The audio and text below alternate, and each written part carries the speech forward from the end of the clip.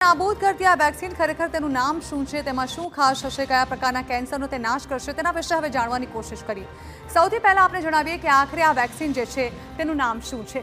તો એન્ટ્રોમિક્સ mRNA આધારિત cancer vaccine છે। વેક્સિનનું નામ છે એન્ટ્રોમિક્સ mRNA આધારિત કેન્સર વેક્સિન છે તે જે મોટાભાગના કેન્સર્સને નાબૂદ કરશે તેવી અસર તેના પર દેખાશે તેવું લાગી રહ્યું છે। તો mRNA એટલે કે મેસેન્જર રાઇબોન્યુક્લિક એસિડ એક પ્રકારનો જનીની પદાર્થ છે જે શરીરના કોષોને પ્રોટીન બનાવવાની સૂચના આપે છે। એવું માનવામાં આવે છે કે લગભગ તે 100% કારગર હશે। રશિયાના વૈજ્ઞાનિકો અને સંશોધન સંસ્થા જે છે તેના દ્વારા આ વેક્સિન જે છે એને ઇન્વેન્ટ કરવામાં આવી છે। 3 પ્રકારના કેન્સરનો તે નાશ કરી શકે છે। આટલા બધા અલગ અલગ પ્રકારના કેન્સર્સને કેવી રીતે નાબૂદ કરશે તે એક સવાલ હતો, પરંતુ પેટનું કેન્સર, મગજનું કેન્સર, ચામડીનું કેન્સર તેમજ આંખનું કેન્સર તેમાં તે કારગર નીવડશે।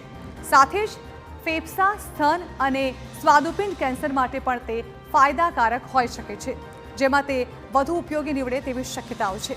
જોકે આ તમામ બાબતોને લઈને હજુ કોઈ નક્કર માહિતી મળી નથી, પણ એવો દાવો કરવામાં આવી રહ્યો છે કે તે 100% કારગર નીવડશે અને કેન્સરને તે નાબૂદ કરશે। જોકે અલગ અલગ કેન્સરને લઈને તે 100% ઇફેક્ટિવ હોવાનું માનવામાં આવે છે। જોકે તેને લઈને જે સંશોધન ચાલી રહ્યું છે તે પ્રારંભિક તબક્કામાં છે, હજુ તેને આવતા વાર લાગશે। વેક્સિન કેન્સરને સંપૂર્ણપણે રોકવાની ગેરંટી નથી આપતી, પણ તે મોટાભાગે આ કેન્સર પીડિત જે લોકો હશે તેઓને રાહત ચોક્કસથી આપશે। પ્રારંભિક તબક્કાના કેન્સરને ઠીક કરવામાં તે કારગર નીવડશે।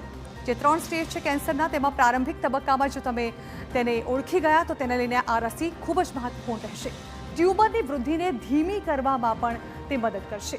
એકવાર સંપૂર્ણ રીતે ઠીક થયા પછી પણ તેને ફરીથી કેન્સર થઈ શકે છે।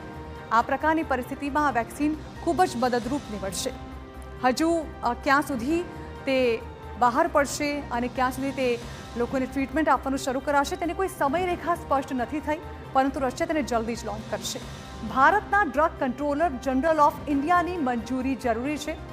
જ્યારે ભારતમાં તે આવશે ત્યારબાદ કેટલીક વિધિમાંથી તેને પસાર થવું પડશે, જેમાં સ્થાનિક ટ્રાયલ્સની પણ જરૂર પડશે, જે બાદ તેને ભારતમાં આવકારવામાં આવશે। આ વેક્સિનનો વારંવાર ઉપયોગ કરવા છતાં કોઈ ગંભીર આડઅસરો જોવા નથી મળી, એટલે આટલી હેવી વેક્સિન હોવા છતાં પણ તેની કોઈ ગંભીર આડઅસર નહીં થાય। સાથે જ કિમોથેરાપી અને રેડિયેશન થેરાપી જેવી સારવારોમાં જે ગંભીર આડઅસરો જોવા મળતી હોય છે તે આમાં નહીં જોવા મળે તેવો દાવો કરાઈ રહ્યો છે અને ટ્રાયલમાં 100% અસરકારકતા આ વેક્સિન દર્શાવે છે।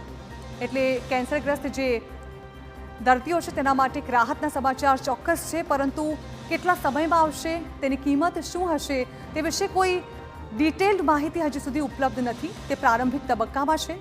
જોકે તે લગભગ 200 પ્રકારના કેન્સર જે છે તેની સારવારમાં ઉપયોગી નીવડશે તેવો દાવો કરવામાં આવી રહ્યો છે। દર્દીઓને તેમના કેન્સરના તબક્કાના આધારે તેને લઈને અલગ અલગ સારવાર આપવામાં આવશે। તો આ હતા અત્યાર સુધીના તમામ સમાચારો। ફિકર આપનીમાં અત્યારે બસ આટલું જ। વધુ સમાચાર માટે આપ જોતા રહો TV9।